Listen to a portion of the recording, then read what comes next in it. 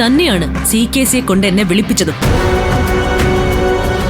ഒരു meeting arrange ചെയ്തതിനു ശേഷം അവിടേക്ക് പോലീസ് വരുമെന്ന് അറിഞ്ഞിട്ടും ഗൗതമും നിധിയും അവർക്കൊപ്പം ഉണ്ടാവുമെന്ന് മനസ്സിലായിട്ടും നീ എന്നെ അവിടേക്ക് പറഞ്ഞയച്ചു.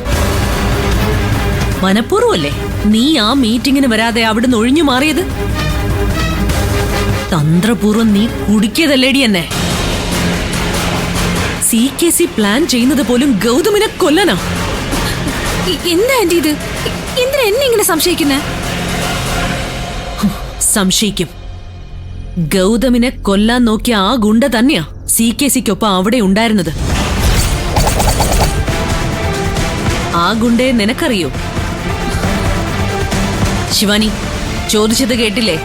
ശരവണനെ നിനക്കറിയോന്ന്? ആന്റി ആന്റി എന്തിനാ ഇങ്ങനെയൊക്കെ ചോദിക്കുന്നേ? അയാൾ ആരാണെന്ന് പോലും എനിക്കറിയില്ല. നീ പറയുന്നതൊന്നും ഞാനിനി വിശ്വസിക്കുമെന്ന് കരുതണ്ട ശിവാനി. ഗൗതമിനെ ഇവിടുന്ന് പുറത്താക്കാൻ വേണ്ടി നീ കളിച്ചെന്ന ബലമായ സംശയം ഉണ്ടെനിക്ക്.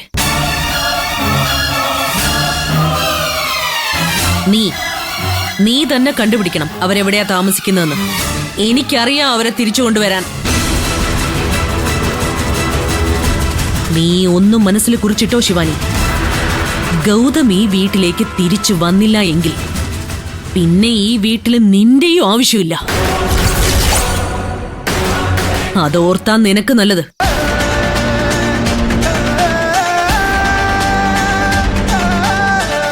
വെളുക്കാൻ തേച്ചത് പാണ്ടായില്ലോ ഭഗവാനെ.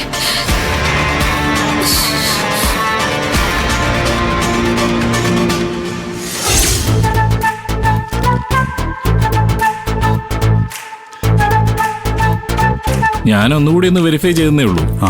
ഡയറക്ടർ ബോർഡ് മീറ്റിംഗിൽ ഗവൺമെന്റ് ഈ പ്രോജക്റ്റ് വെച്ചപ്പോൾ തന്നെ എല്ലാ ഡയറക്ടേഴ്സിനും ഈ പ്രോജക്റ്റിനോട് വല്ലാത്ത താല്പര്യം. Thank you sir. അല്ല, ഗ്യാരണ്ടി നിർത്താൻ ഒരു ലീഡിംഗ് ബിസിനസ്മാനെ വേണമെന്ന് ഞാൻ പ്രത്യേകം പറഞ്ഞിരുന്നു. അതെന്തായി?